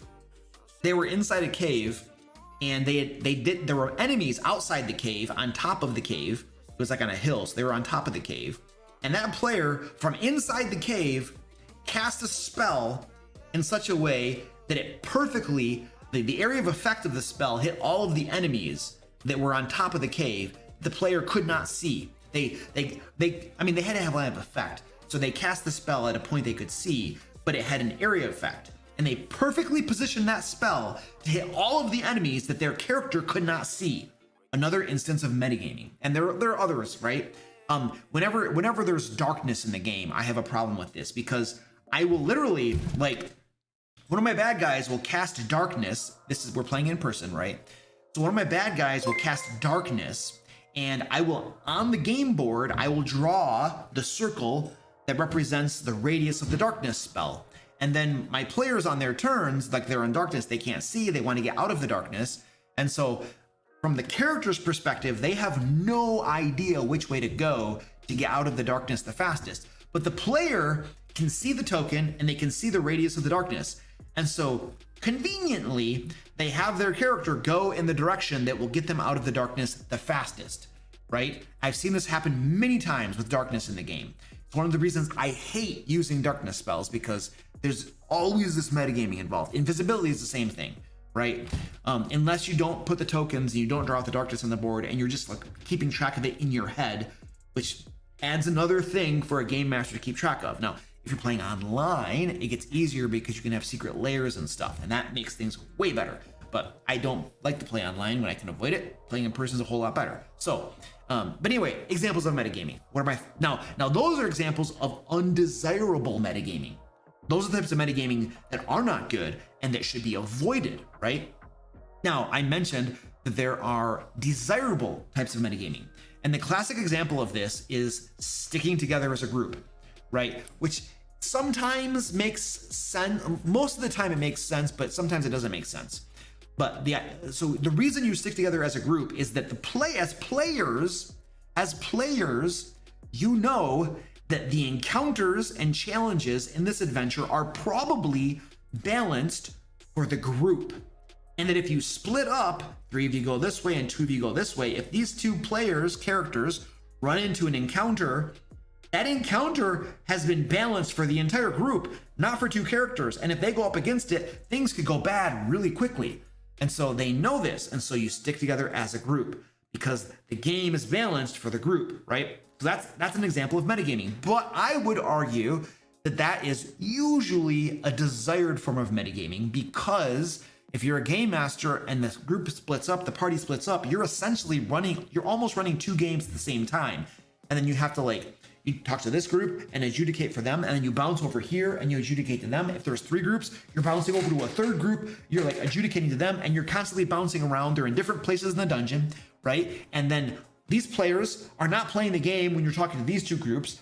These players right here are not playing the game when you're talking to those guys. And so usually splitting up leads to a usually less fun game experience for both game master, who's juggling everything and making their job way more complex, and for the players who are not playing the game half of the time or more.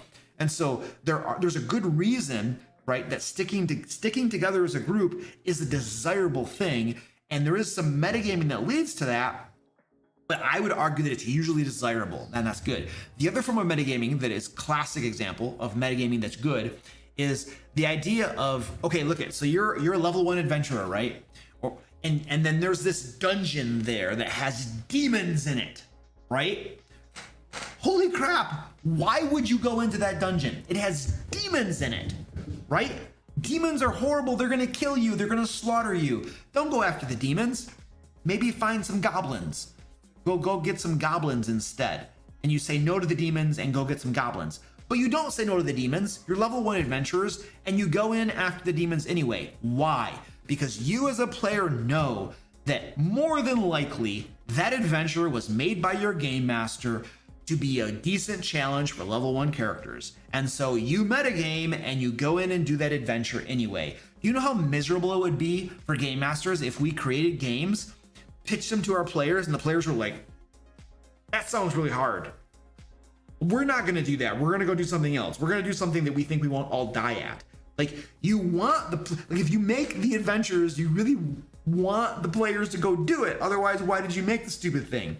And so it is a desirable form of metagaming that the players recognize that usually the things that you put in the world are for their character's level and are actually accomplishable, right? Now, you as a game master might have other things in the world that are not accomplishable, that are way above their level, right? And that's, I usually do the same thing to a certain extent too, right? But the idea that the players usually recognize that things are designed for their level most of the time and actually go do the thing, that's desirable. That's a good form of metagaming, I would argue.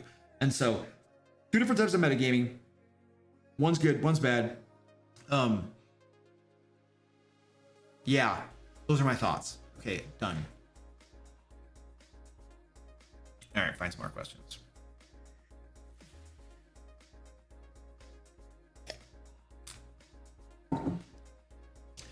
My level 1 players will fight the first boss. They'll be level 2 after that, but with the way I handle XP, 2 of them are past 300. I'm thinking of having them level up mid-battle if they hit 0 hit points. No, don't do that. My initial gut reaction is look. If I, a player, were in a game and I'm in a boss fight and then all of a sudden I hit 0 hit points and I go down and my game master were to tell me, oh, but wait, you actually just gained a level. Therefore, you get hit points back and you get to level up and the trigger was that I hit 0 hit points. I would just be like, I would roll my eyes and I would be like, really?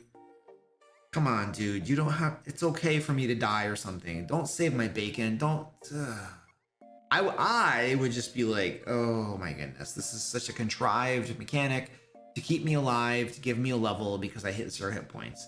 That would be my reaction as a player. I hate it when game masters change things to keep us alive when we should have died. It cheapens the game. It makes the game less enjoyable. Like, if I earned death, kill me. If the bad guy was too powerful, kill me. Like, I want my character to die if that's what should have happened. If that's the most reasonable, if I do something stupid, especially, and I do stupid stuff all the time when I'm a player, kill my character. Like, if it makes sense, if that's what would happen, do it, right? If we're all getting our butts handed to us by these demons or devils or something, right? And we were all gonna TPK and that's what there was no way for it to be avoided, then let it happen. Don't step in, don't save my bacon. You ruin my game experience when you do that. Just kill my character. I'm a big boy. I'm not gonna cry about it. I'm not gonna throw a temper tantrum because you killed my precious dear character. I can make another one. And chances are good that I was bored of that one anyway, and I want to make a new one. So just kill my stupid character, okay? I'm not a child. I'm not gonna cry on you. I'm not gonna freak out and throw a temper tantrum. I'm an adult. You know, now I understand that there are some adults out there who don't act like adults and they do freak out in their temper tantrums because their precious characters get killed, but I'm not one of them, so don't treat me like a child. People who act like childs, treat them like childs. I understand, it's fine, okay? I guess that's just what you got to do. But for those of us who have matured and aren't children, just treat us like adults, please. That's my preference. So what I would do, so I kind of had a tangent rant based upon the question, but if I would not level up anybody mid-combat, that's I don't do leveling mid-adventures for what it's worth. Like, my rule as a game master is you need to complete the entire adventure before we level up. Period. End of story. So I don't care if you had 1 experience point remaining to get and you went into the adventure. You should have gone and found a rat to kill or something. Like, if you're in the adventure, we're not leveling up mid-adventure. That's not happening. One of the reasons that I don't level up mid-adventure is that I want my players to go take downtime to get like training and stuff so that they can level up in a reasonable way. And it also forces them to take downtime and do things and progress little side goals that they might have. As many players want to do that, but they're not able to because there's always a feeling of pressure of having to move forward on the adventures and stuff. So I only allow leveling up in between adventures, and I would certainly never allow leveling up in the middle of a combat. That's just crazy talk to me. So it's not realistic either. It's completely unrealistic. So it's like, oh, I'm in the middle of combat, but I suddenly know new spells that I didn't know 2 seconds ago. It's just so unrealistic. So I would never do that. I know we're playing a game. I know that there are many parts of the game that are unrealistic. I get it. I understand. We're not doing a perfect simulation. I get it. But there are some lines that I'm just not going to cross. And that one is just too ridiculous for me. Oh, Lord Wisewolf, the only one you've missed is Into the Fae. Cool. Well, you can get it. You can get it for this Kickstarter. If you're in the US, though, we will literally have Into the Fae back on the DM Lair store probably by the end of April, thereabouts. We actually have factory seconds of Into the Fae right now on the store, but they're like inferior print qualities and stuff. So they're your budget. They're your budget option. If you want the actual nice printing of Into the Fae with like nice pages and thick covers and just like deliciousness, then you're gonna want to wait until we get the new print run of Into the Fae done. The factory seconds are literally that. They're factory seconds. Like, you don't really want those things if you can avoid it. All right, why am I not able to? Am I live? There we go. No, I was not live. All right, I'm in live chat now. Oh my gosh, people are asking 7-part questions. I have a 7-part question. You need to like write Zach an email. Zach is like, Luke, do not tell people to write me emails. Like, I have an adventure arc that I'm writing that you're gonna like, I need to turn into you tomorrow. And if I don't, you're probably gonna freak out at me. I have commissions for artwork for Lairs Legends 2. Okay.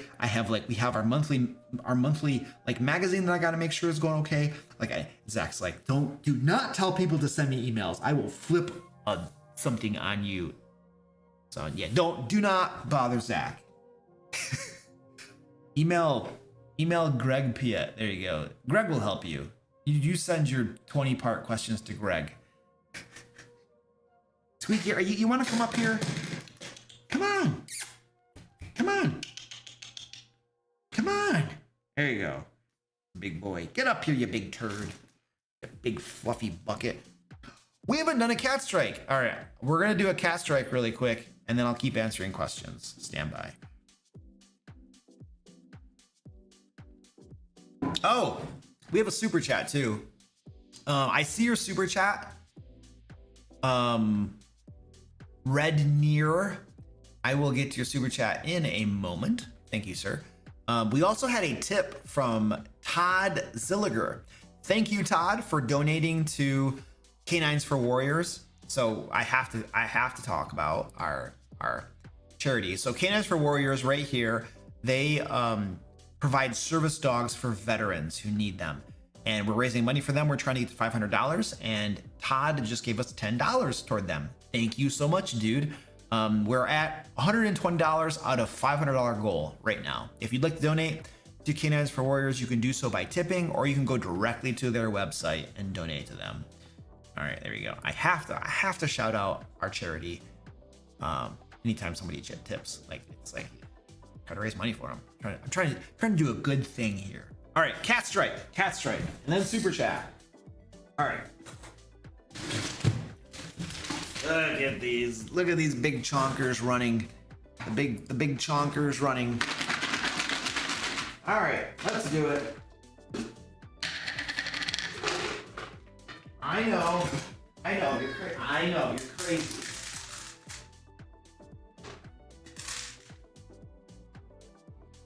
Yeah, get your big butt down there. Squirty, go get some snack.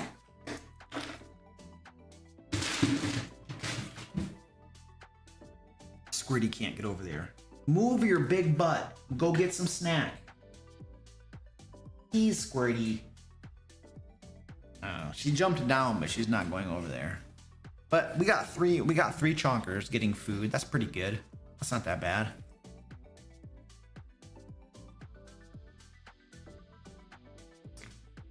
All right. Oh geez. I have more super chat. The problem, okay, Mansoor Potato Head. I see your super chat. I'll get yours too. For some reason, super chats are not showing up in OBS. And I don't know why, because they should. They really, really should. But for some reason, super chats are not showing up in OBS. That's spectacular. Well, that's going to be another email that I send to these morons, because super chats are supposed to show up in my feed so that I don't miss them. And they're not. Spectacular. Okay, Mansoor Potato Head says, Luke, have you ever heard of the TTRPG Delta Green? Yes, I have. My friend Ed, who also helps me with scripts. So anytime you hear me talk about firing a scriptwriter, that's Ed.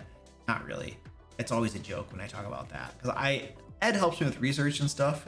I physically write the words of the script, but Ed does tons of good work for that, helping me out with those. So anyway, Ed, my friend Ed, plays Delta Green, and so I've heard of it. I don't know what it is though.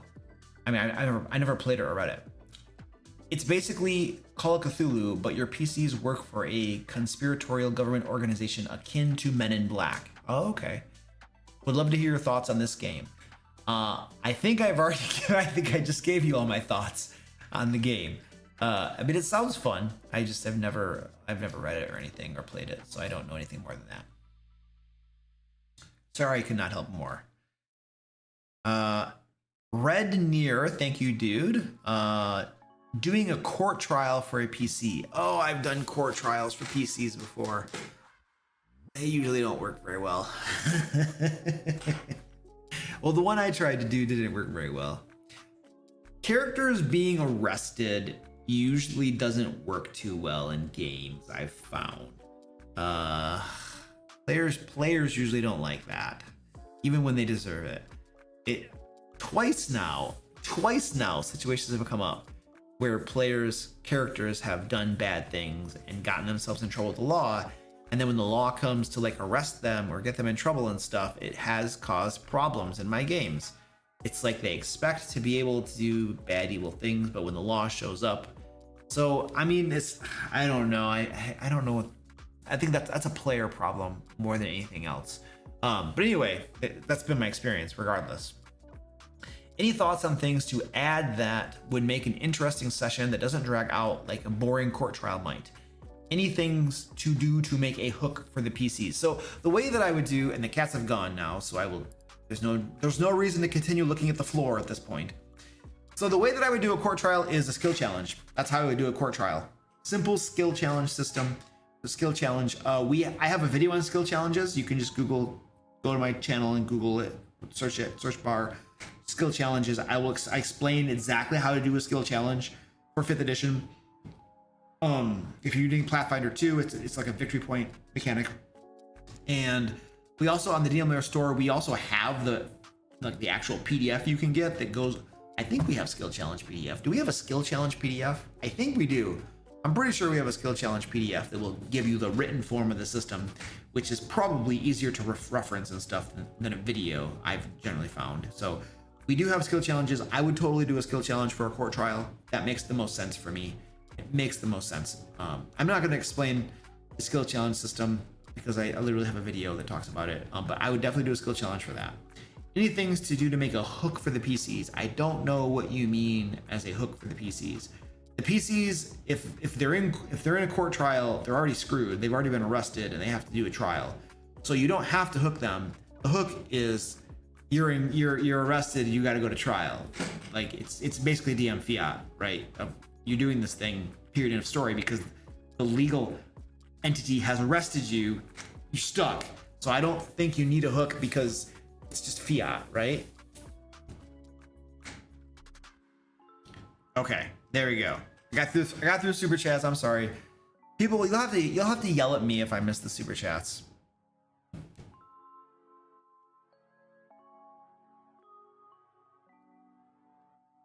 Wow, this is so.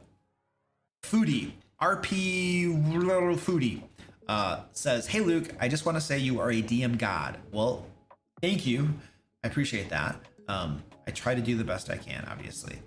I have been watching your videos non-stop as a virgin game master doing my first game in 2 weeks, playing Dragons of Stormwreck. I am UK based and first Q&A. Well, welcome to your first Q&A, dude.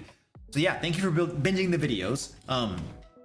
One thing that I will mention that I think is important, since you're praising my abilities as a game master, somebody's ability to make an informative video does not necessarily reflect upon their skill as a game master.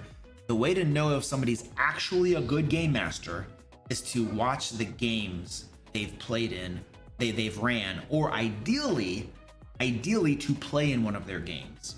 That's how you know if they're an actual good game master. Like I can make tons of videos telling you how to be a game master and do the right things and stuff, but man, I could probably source that information from online sources or shoot chat GPT or some bullcrap, you know. But the real proof is in the pudding, as they say. So if somebody can actually run a good game, that is the actual like proof that they're good at it, right? So I don't know why I have a need to sometimes point that out, because I feel like there's lots of people giving advice on stuff out there. Not necessarily, it could be YouTube videos, it could be on Reddit, it could be elsewhere. But like the only way to know if their advice is actually any good is like if they're actually good at running games. And the only way to know if they're good at running games is to be ideally to play in the games, but you might also watch the games they run. But as an observer, it's different as an observer. My opinion, you kind of got to be in the game, right? But I don't know. Anyway, I should probably just like accept the compliment and not always give that caveat. But I feel the need to give that caveat sometimes. I will get better at just saying thank you. Question: is cutting off a PC's finger as a consequence for killing the campaign rival foil's crew too intense of a hook for the third session? I don't think so. I mean, you want to be careful to not mechanically inhibit the character, right? So if the character loses a finger and you're like, well, from now on you have disadvantage on all your attack rolls, well, you just screwed over their character. You don't want to do that. You want it to be flavor. Like, you lost a finger, it's flavor. It doesn't actually mechanically affect you, it's just flavor. That's the sort of thing that, in my experience, players are fine with. But once you start mechanically changing their character, right, imposing disadvantage or something, that's when you get into troubled waters. So, but as long as you're not doing that, you should be perfectly fine, right? And if your player has a hissy fit about losing a finger, like, oh my gosh. I'm like rolling my eyes right now. But if they do, you can always just roll it back if you absolutely have to. And I'm rolling my eyes as I say that. because it's not that big of a deal. You're playing a game. There's no mechanical impact. You know, something you did something and you lost a finger for it. It's like, la-di-da, right? But there's somebody out there who's gonna get all upset about that. So if that happens, you could always roll it back, I suppose. Although I would say that if I have like a cupcake snowflake out there, who this is just straight talk. If I had a player in one of my games who threw hissy fits and got upset over things that are not reasonable to get upset over, I wouldn't want them in my game to begin with, because I'm gonna be walking on glass the whole time, you know, worrying about, oh my gosh, what do I, is something gonna happen that's gonna get them upset again? Are they gonna freak out over this? Oh man, oh geez. You know, I'm like, I don't want players like that in my games. You know, like, I'm not an unreasonable person. Most of the time I don't think so. I don't do things to screw you over intentionally, and I don't try to screw your characters, you know? So like, as long as I'm doing things that are reasonable, then you shouldn't be getting upset about it. And if you are, then I think we got a problem. So, but I suppose everybody's definition of reasonable is different, so I don't know. I just don't have patience for people who freak out over stupid stuff. I don't have patience for that. I don't have patience for that. There are too many players in the world for me to suffer because we got a special snowflake. There's a game out there for you. There's a game master out there who will have patience with your snowflakiness. I'll be back in a second.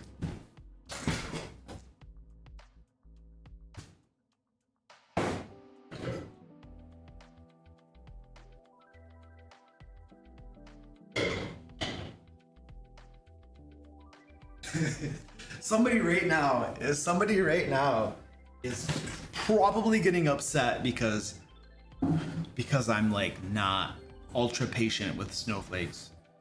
Or there might be people that get upset because I said the word snowflake. Maybe snowflake is a term we're not supposed to use anymore. I don't know, man. Too many people get upset about stupid crap in the world. Like, there are actual legitimate things in the world that you should be upset about, and yet we get upset about stupid crap. So I don't.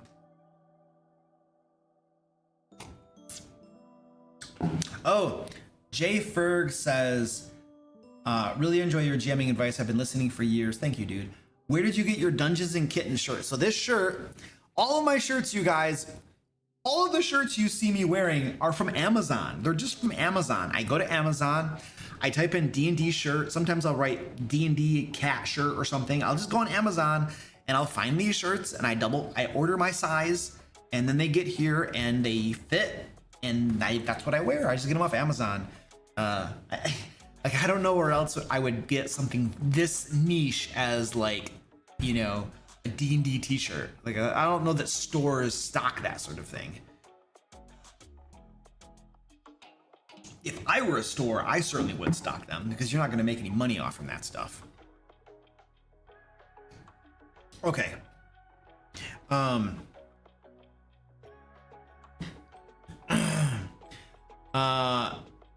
What was I gonna say? Okay, we are gonna be drawing the winner to the giveaway in a few minutes here. So now is your last call to join the giveaway. We are giving away $50 DM Lair store credit, where you can get a whole bunch of cool stuff to use in your games. Yay! So go join the giveaway down below at the link. Yee. Also, if you have not already followed our Kickstarter, you want to follow this bad boy right here. Link in the description and in the chat. Lairs Legends 2. It is launching April 2nd. Get 2 big, huge, beefy books filled with Game Master resources. This is the definitive 5th edition resource anthology. Over 30 adventures spanning levels 1 to 20. Over 100 monsters. There's traps, there's puzzles, there's standalone encounters. We have new rule sets. This is going to be amazing. Day 1 backers get their names in the books, special credits, and then people who back in the first 72 hours will get a 36 digital adventure bundle, crap tons of adventures for your games, wallpaper art pack, and you also will save money in the first 72 hours on those alt covers right there, which are gorgeous. I love those things. By the way, the artist who did both our regular covers and the alt covers is named Brendan Landerson. Brendan Lannister. I'll get it right eventually. This guy is amazing. and he did the cover art. So he's super cool. There you go. Oh yeah, we have a big. You can't really see it on the screen here, but if we go over to, because some people ask about this, and rightly so. There we go. We have a big badge on here just to make sure everybody knows. No AI art. No AI art. We use real human artists for everything in these books, and there's going to be tons of artwork. Ask Goliath Cleric. He knows. He's working on the commissions. Like, you know, he's working with the artists on the commissions and stuff like that. So anyway, go follow this bad boy. It launches on Tuesday. It's going to be amazing.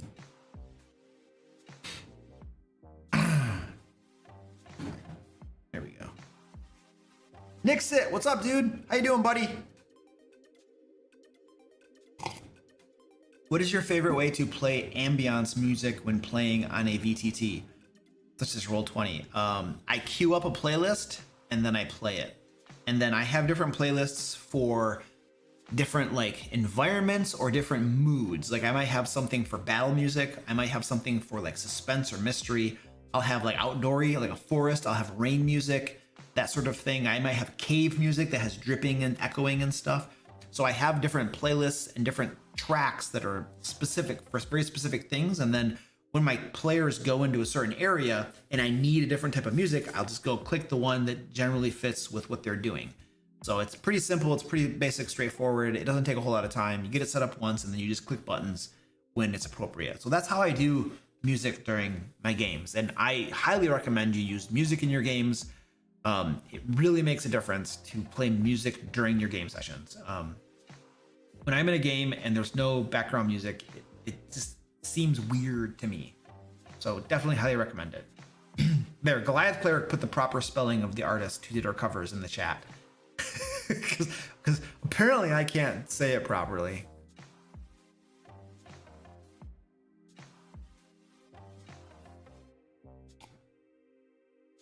Bacon is very delicious.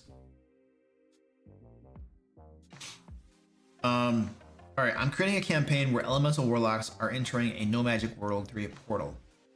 Okay. What sort of minions should I have my PCs fight? Oh, I don't know. Something that makes sense. I'm the wrong person to ask for that sort of idea crowdsourcing or something. Just pick something that seems cool. I'm sorry, I'm pawning that question off. There was one. I was making fun of a multi-part question. I want to read this. I have this massive multi-part question. Where is this thing? Where the heck was this thing? Oh my goodness. It's hard for me to find these questions. They're all like in chat. Where was this thing? It was like this massive multi-part. Oh, there it is. Okay, here we go. Okay. Where is the question part 1? Good gravy. I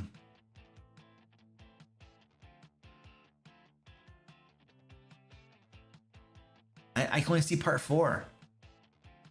It starts at part 4. Beyond Fantasy. Where's the part 1, 2, and 3? Okay, well, I can't find it. Lord Wise Wolf says, do you prefer races having specific ability score increases or floating ability score increases? I go back and forth, and so do my players. I don't know. I'm on the fence too with that, because to me it makes sense that thematically a dwarf, for instance, would have a bonus to Constitution and a bonus to maybe Strength, right? And they might have a penalty to Dexterity or something. I mean, that makes sense to me. It makes total sense to me. However, from a player standpoint, if I'm a player, I would rather just be able to put my bonuses where I want to, because then if I want to play a dwarven spellcaster, I can. But as is, if I want to play a wizard, I really have to pick a race that has a bonus to intelligence, right? Or if I want to play a warlock, which I hate warlocks, so I never would play a warlock, but if I wanted to, I'd have to pick a race that has a bonus to charisma. And if I'm a cleric, I need to pick a race that has a bonus to wisdom. And none of the core races have bonuses to wisdom. So clerics get screwed, right? Furbolgs have a bonus to wisdom, but they turned Furbolgs into something that they aren't. Like if you look at second edition, what a furbolg is, it is a giant kin. And they look like a person, but they can get bigger and smaller and stuff. They totally changed what a furbolg is, and they totally screwed it over and made it some stupid woodsy druid crap, which is not what a furbolg is. And I hate it. I hate it when they take an existing creature or monster and they turn it into something different. Like all you needed to do was think up a new word for that creature. You didn't have to take the furbolg and turn it into something that it's not. I hate it when they do that from edition to edition. It's stupid, it's nonsensical, and that's not what a furbolg is, dang it. Don't take your established lore and world and stuff and just change it for no apparent reason. I hate that crap. But anyway, if you want to be a cleric, you now have, you only can be a furbolg apparently. So as a player, I prefer being able to just move my ability scores around wherever I want to. So I'm on the fence too. I think thematically it makes sense, right? From a realism standpoint, it makes sense. But from a player standpoint, from a gameplay standpoint, it's like, just let me, if I want to play a dwarven cleric, let me do it and not take a hit to my wisdom, right? So yeah, I'm on the fence too with that one. How would you handle exploration or overland travel for Pathfinder 2nd Edition? I'm trying to make it better than regular roll dice, have random encounters. I plan all of my encounters. I don't really do random encounters in my games. Sometimes I do, but usually if I'm rolling random encounters, it's because I was not able to prepare enough for that game session. Which I hate that, but I am so busy right now with everything that I'm doing that sometimes it happens where I just don't have time to prepare for a game session like I should be planning. Like right now, literally right now, like what's today, Thursday? I have a game on Saturday evening with my patrons, and I have a Kickstarter launching on Tuesday. So I'm like, I have to prepare for that game somehow, and so I'm gonna do the best I can, but it's not gonna be my best job of preparation because Kickstarter launching, super busy. Gah! So if you ever find me rolling random encounters, it's because I'm not prepared. Because if I'm properly prepared, then I have the encounters already made. I've decided what they're going to be, so that when you travel from point A to point B, I have already anticipated that you're going to travel, and I have prepared some encounters. Now, they're not always combat encounters. I call them points of interest. They might be, you might find a cave that has some information in it, right? There's like some altar in there to some long dead god that you're gonna like explore and stuff. You know, there might be combats, there might be fights and stuff, but I will have already planned them out. And so that's how I make the bottom line is that the way that I make exploration, we call it exploration, but it's not really exploration, it's overland travel. Exploration is a pillar, it happens even during dungeons and stuff. The proper way to term this is overland travel. The way that I do overland travel is essentially I use a point of interest system for all intents and purposes. I have a video that talks about a point of interest system. We have a point of interest system rule set on the DM Lair store as well that you can check out if you want to. I pre-create these points of interest, and then as players are traveling from point A to point B, they encounter these points of interest. And that's how I make the game interesting. I don't just roll random tables for encounters and crap unless I'm not prepared as much as I would like to be, which unfortunately happens from time to time. So that's how I try to make overland travel more interesting.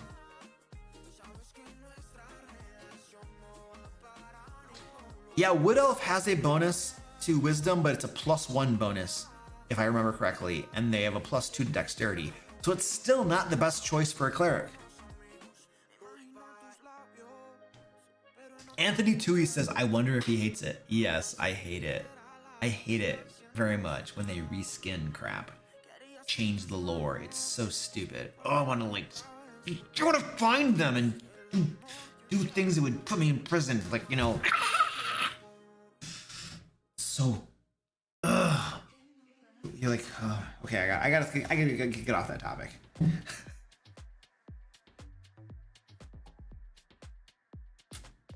Okay, we're gonna draw the winner to the giveaway. Matthew Chamberlain says, no worries, Luke. It just means I may not die. Oh, you'll die. You'll die. You're the cleric. I will target you first.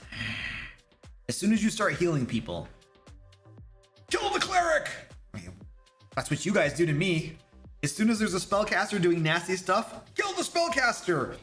And then there's a cleric casting healing word and healing spells, kill the cleric! Like, clerics are just like, have targets on their chests. Like, the shield has like got a target on it, you know? Same for wizards and stuff, you know? Okay. Colin Zero says, hey Luke, how are you? I'm okay. I'm about to go to bed, which makes me very happy. I'm gonna get some sleep. All right. What are we doing? Giveaway, yes. Ooh, the Dreams Gone says, get your bacon and your beans. Bacon, yes. I like beans too. I eat lots of beans usually. Okay, we're gonna draw the winners of the giveaway. Let's find the winner to the giveaway. Let's find the giveaway. Am I here? Okay, we're gonna draw a winner now. Winner! Draw winner! Draw winner! Here we go. Draw. Okay, here we go. The winner is David from Alaska. David from Alaska, you have won. Congratulations. I will send you an email. We're gonna get you hooked up, dude. And yeah, there we go. Okay, cool. Ladies and gentlemen, I know I didn't get to your questions, all of them. I do apologize for that. But the good news is we will have another live stream on Saturday. So you just hop into that live stream and I'll answer your questions then, maybe, unless I get swamped again and stuff. So, but thank you for hanging out. Please follow Lairs Legends too. All right, launches on Tuesday and it's gonna be awesome. And I'm totally not biased when I say that. All right, bye guys. I'm gonna stop this thing.